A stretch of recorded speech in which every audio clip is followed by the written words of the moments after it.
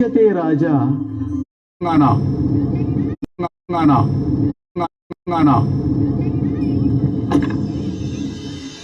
విద్వత్వం చ నృపత్వం చ నైవ తుల్యం కదాచన స్వదేశే పూజ్యతే రాజా విద్వాన్ సర్వత్ర పూజ్యతే.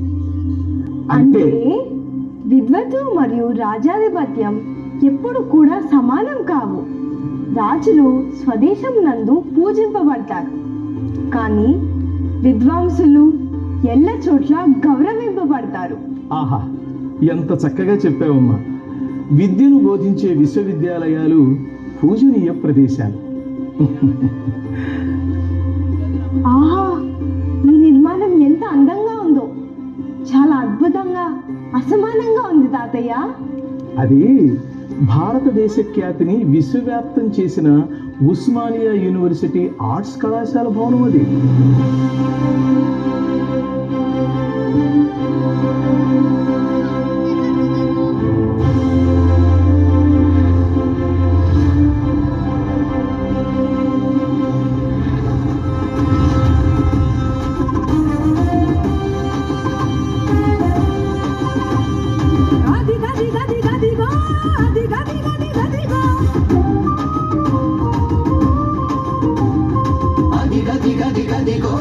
ఉస్మానియా విద్యాలయం అదిగదిగో ఉస్మానియా విద్యాలయ ప్రాంగణం. అది ఎందరో విద్యార్థుల భవితకు స్వర్ణాంగణం. అది ఎందరో విద్యార్థుల భవితకు స్వర్ణాంగణం. విద్యను నేర్పించే అచ్చమైన అమ్మాడి. ఉద్యమాల ఊపిరైన చైతన్యపు పోరుబడి పోరుబడి పోరుబడి పోరుబడి.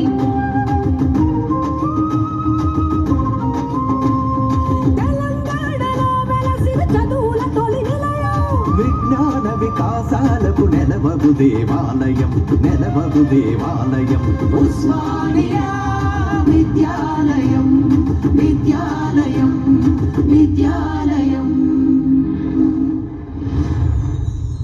విద్యాపరంగా భారతదేశంలో ప్రాచీన కాలం నుంచి సంప్రదాయ ప్రామాణిక విధానాలతో నలంద, తక్షశిల, ఉజ్జయిని, విక్రమశిల విశ్వవిద్యాలయాలు విరాజిల్లాయి. సాంస్కృతిక పునరుజ్జీవన విశ్వ చైతన్యంతో ఆధునిక విద్యను ప్రోత్సహించే క్రమంలో విశ్వకవి రవీంద్రనాథ్ ఠాగూర్, మైసూర్ మహారాజు కృష్ణరాజా వడయారుల ప్రోత్సాహం వల్ల హైదరాబాదులో మహిళా కళాశాల ఏర్పాటైంది.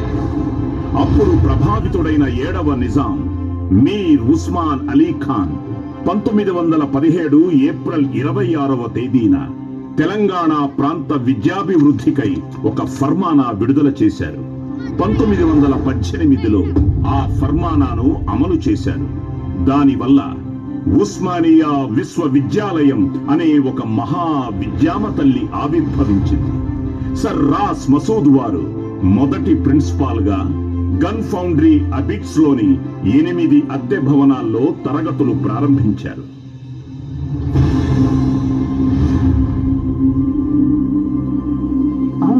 విశేషం ఏంటంటే ఈ విశ్వవిద్యాలయాన్ని కీర్తిస్తూ రవీంద్రనాథ్ ఠాగూర్ గారు ప్రత్యేకంగా ఉత్తరం కూడా రాశారు. అవునా? ఠాగూర్ తాతయ్య కీర్తించారంటే ప్రణాళికబద్ధమైన విద్యా వ్యాప్తి కొనసాగుతుందన్నమాట. అవునమ్మా, ఇప్పటికీ అదే బాటనుంది 100 ఏళ్లుగా. అవిశ్రాంతంగా? అవును. అప్రతిహతంగా? అవును. అజేయంగా? అవునమ్మా. తాతయ్య చెప్పు తాతయ్య, ఆ కథంతా చెప్పు, ఆ వివరాలన్నీ చెప్పు. 1918లో ఫర్మానా అమలు చేశారు. తర్వాత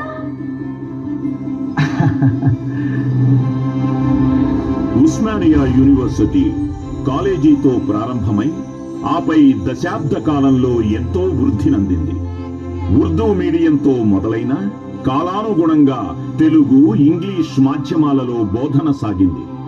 అంచెలంచెలుగా intermediate, BA, theology, arts, science, law కోర్సులు ప్రారంభమై 1925లో ఎంఏ ఎల్ఎల్బి, 1927లో ఎంబీబీఎస్, 1929లో టీచర్ ట్రైనింగ్ ఒకటి తర్వాత ఒకటిగా ఆరంభమై ఇంజనీరింగ్ కాలేజీ కూడా ప్రారంభమైంది. ఈ విశ్వవిద్యాలయానికి విశాలమైన భవనం, ప్రత్యేకమైన స్థలం ఉండాలని మీర్ ఉస్మాన్ అలీ ఖాన్తో సహా అందరూ భావించారు. ఇక నిజాం వారి కోరికలు, ఊహలు పరిపూర్ణం అవ్వడానికి ఆయన ఒక అద్భుతమైన కల కన్నారు. ఆమె మా లకాబాయి చందా, నాట్య కళాకారిణి. నిజాం సర్కారుకు సలహాలు, సూచనలు చేసే ప్రాజ్ఞురాలు, ఉదార స్వభావురాలు. ఆదాబ్ హుజూర్. ఆదాబ్ మా లఖాబాయి చందా, తష్రీఫ్ రఖియే. మీరేదో ఆలోచనలో ఉన్నారు. మా వంతు సలహా ఇచ్చి సహాయపడేందుకు అవకాశం ఇవ్వండి. చిన్న సమస్య.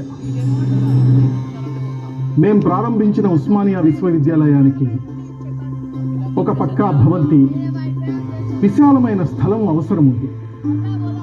అవి సమకూరితేనే నాణ్యమైన విద్య విద్యార్థులకు చేరుతుంది. అందుచేత అది ఎక్కడ దొరుకుతుందా అని ఆలోచిస్తున్నాం. హుజూర్, మీరు అనుమతిస్తే ఒక విషయం మనవి చేసుకుంటాను. తప్పకుండా చందా. మీకు అభ్యంతరం లేకపోతే మీ ఉస్మానియా విశ్వవిద్యాలయానికి నా అడిక్వేట్ జాగీర్ 1400 ఎకరాలు తీసుకోండి. చందా, అది మీ జాగీరు. అయినా సరే మరొక్కసారి ఆలోచించండి.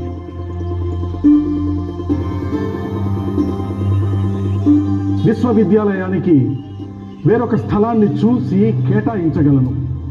లేదు హుజూర్, మన్నించండి. మీరు తలపెట్టిన ఈ బృహత్ కార్యానికి అడిక్వేట్ జాగీరే అనువుగా ఉంటుంది. విశ్వవిద్యాలయంతో ఎందరో మహానుభావుల్ని తీర్చిదిద్దే ఈ ప్రక్రియలో నన్ను కూడా పాల్పంచుకోనివ్వండి. అది మన ప్రాంత ప్రజల దశా దిశలనే మార్చేస్తుంది. భళా చందా, భళా. భవిష్యత్ తరం మిమ్మల్ని గుండెల్లో పెట్టుకుంటుంది. విశ్వవిద్యాలయ కీర్తి ప్రతిష్టలతో పాటుగా మీ పేరు కూడా చిరస్థాయిగా నిలిచిపోతుంది.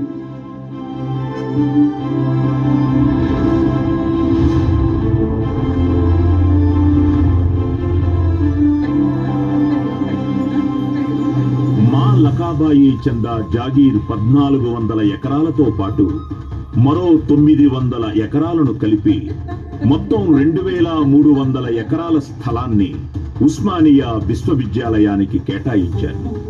ఆర్కిటెక్చర్ మరియు ఇంజనీరింగులో నిపుణులైన సయ్యద్ అలీ రజా, నవాబ్ జైన్ యాద్ జంగ్ బహదూర్లను విషయ సేకరణ, విద్యా విధాన పరిశీలన కోసం ప్రపంచ పర్యటనకు పంపించారు మీర్ ఉస్మాన్ అలీ ఖాన్. వారిద్దరూ యూనివర్సిటీ ఆఫ్ ఈజిప్ట్ లో ప్రఖ్యాత బెల్జియం ఆర్కిటెక్ట్ మన్సూరి జాస్పర్ ని కలిశారు. ఉస్మానియా యూనివర్సిటీ బిల్డింగ్ ప్రాజెక్టుకి కన్సల్టెంట్ ఆర్కిటెక్ట్ గా ఎంపిక చేశారు. అప్పుడు రూపుదిద్దుకుంది విశ్వవిఖ్యాత ఉస్మానియా విశ్వవిద్యాలయం. అద్భుత కట్టడంగా నిలిచిన ఈ గ్రానైట్ భవనం ఉస్మాన్ షాహీ తదనంతర వాస్తు శిల్పం యొక్క మచ్చు తునక. ఈ కట్టడం హిందూ దేవాలయ శైలిని అనుసరిస్తూ ఇండో సార్సనిక్ శైలిలో నిర్మితమైంది. ఈ సాటిలేని శైలిలో మధ్యయుగం నాటి ముస్లిం, అరబ్బు, మూరిష్ మరియు గోతిక్ శైలుల వాస్తు శిల్పం కలిసి ఉంది. ఈ కట్టడం తన గొప్పతనాన్ని చాటుతూ 100 ఏళ్ల ఉస్మానియా యూనివర్సిటీ కేంద్రంగా ఉంది. ఆర్ట్స్ కాలేజ్ 2 అంతస్తుల భవనం. దీని వైశాల్యం 2.5 లక్షల చదరపు అడుగు. దగ్గరలోని రాతి గనుల నుంచి తీయబడిన గులాబీ రంగు ఛాయతో కూడిన గ్రానైట్ తో చెక్కబడి నిర్మితమైంది. పింక్ గ్రానైట్ ని తులిచి వాటిని అందంగా రూపుదిద్దడంలో పాలు పంచుకున్న శిల్పులను తంజావూరు, తురకపాలెం, కంజీవరం మొదలగు ప్రాంతాల నుండి రప్పించారు.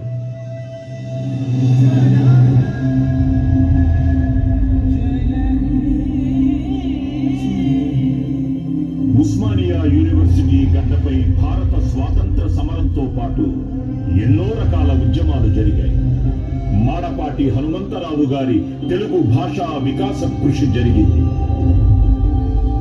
విద్యార్థులు అటు ప్రభుత్వానికి ఇటు ప్రజలకు మధ్య వారధిగా నిలిచారు.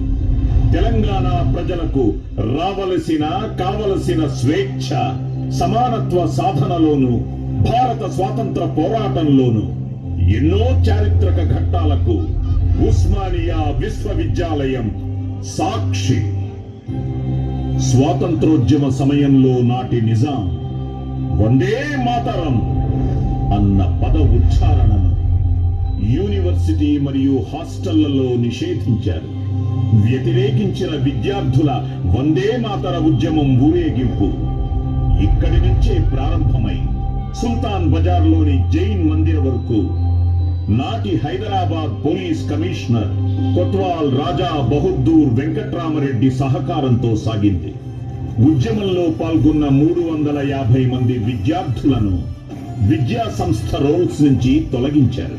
వారిలో వందే మాతరం రామచంద్రరావు, దివంగత ప్రధాని పివి నరసింహారావు, ఆరుట్ల రామచంద్రారెడ్డి, అచ్యుతరెడ్డి, దేవులపల్లి వెంకటేశ్వరరావు లాంటి ఎందరో ప్రముఖులున్నారు.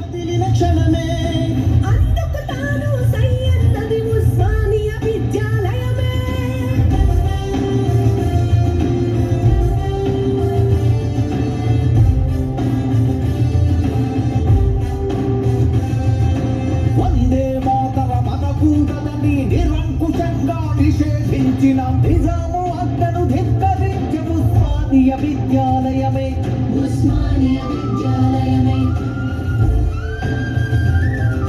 రాణి తీసిన విద్యార్థులను కాలేజీ తొలగించిన గాని కలేజ చూపి ముందు కురికే ఉస్మానియా విద్యాలయమే ఉస్మానియా విద్యాలయమే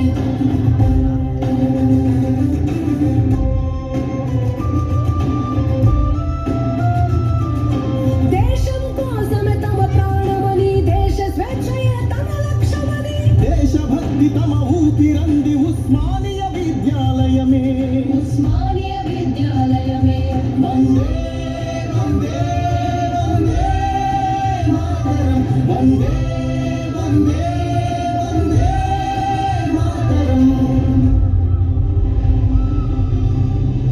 దేశానికి స్వాతంత్రం రాకముందు 1946 నుంచి స్వాతంత్రం పొందిన పిమ్మట కూడా 1948 వరకు హైదరాబాద్ సంస్థానంలో భాగమై నిజాం పాలనలోనే మిగిలిపోయినప్పటి వరకు రజాకారులతో పోరాటంలో, హైదరాబాద్ విమోచన పోరాటంలో ఉస్మానియా యూనివర్సిటీ వేదిక అయ్యింది.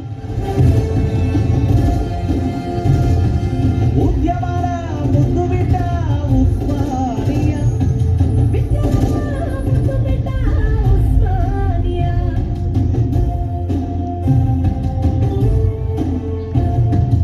ఉద్యమాల ముందు బిడ్డ ఉస్మానియా విద్యాలయము బిడ్డ ఉస్మానియా హైదరాబాదు విమోచనం ఆకాంక్షే ధ్యేయమై రాజాకార్ల తెగనరికే ధైర్యమే కరవాలమై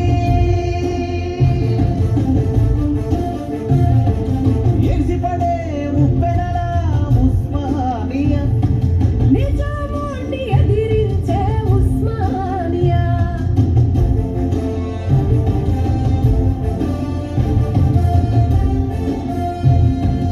ఉద్యమాల జీవగడ్డ ఉస్మానియా విద్యాలయము బిడ్డ ఉస్మానియా అలాగే ఇక్కడ విద్యకుంది. పబ్లిక్ సర్వీసుల్లో ఉద్యోగాలను పొందుతున్న స్థానికేతరుల వల్ల తమ ప్రగతి కుంటుపడుతుందని ముల్కీ ఉద్యమం జరిగింది.